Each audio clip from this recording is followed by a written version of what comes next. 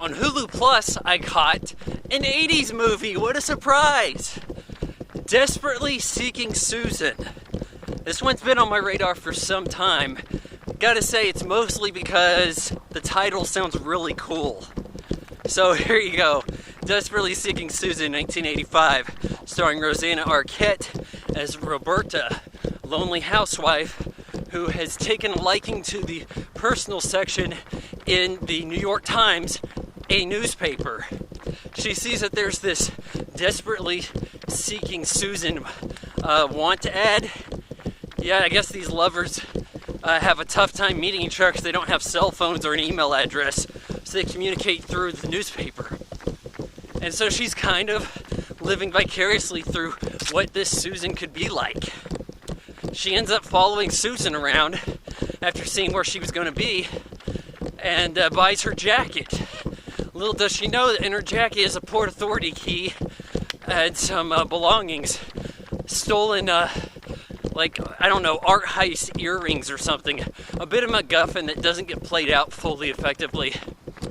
Anyways, she learns all this stuff because she hits her head, and people think that she's Susan, so she believes she's Susan. And runs into, is it Aiden Quinn? Yeah, she ends up shacking up with him while her husband's looking for her. Her husband finds the real Susan, played by Madonna, and goes looking for her with her help. You know, Madonna's kind of like Sherlock Holmes here. She's the only one who figures out shit. Oh, hey, why don't you just tell me already that she reads the personal ads?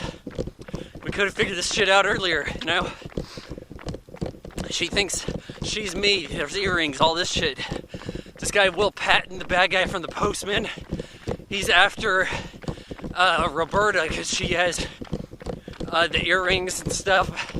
And there's like really one or two funny moments in this comedy. One, he goes and finds her at night, steals her wig, and she's carrying these birds because she'd gotten this job as a magician's assistant at a terrible club. And she gets knocked out.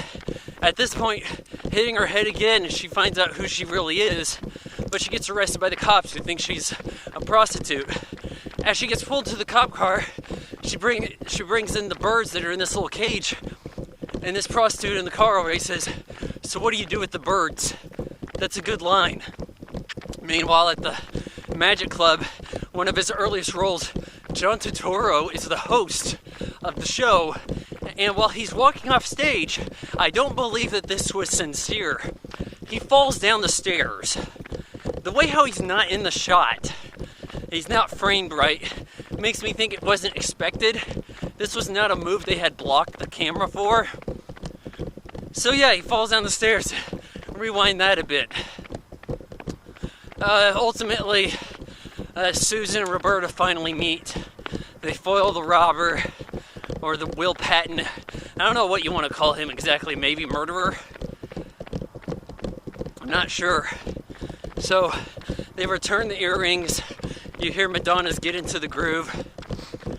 Get into the groove, boy, you got to prove your love to me. Yeah, I'm not gonna sing anymore. What do I think of this movie? I mean, it has the 80s feel. This is New York City at a time when it was affordable. They talk about going to the movie theater. Coke and popcorn's gonna be $2.50. Let's think about that for 10 minutes. You got Madonna music. I guess Madonna is considered the lead, because I guess British Academy Awards gave Rosanna Arquette Best Supporting Actress, even though she's in almost every scene and is clearly the protagonist. You know, I guess it's a Madonna vehicle, who knows. There's some cute moments. I'm not really sure why it was edited down to make a PG-13 when you still have things going on that you would assume give it an R rating. But I thought there were some okay moments to it. It held my interest. It's just not particularly funny for a comedy. I give Desperately Seeking Susan 2 out of 4 stars.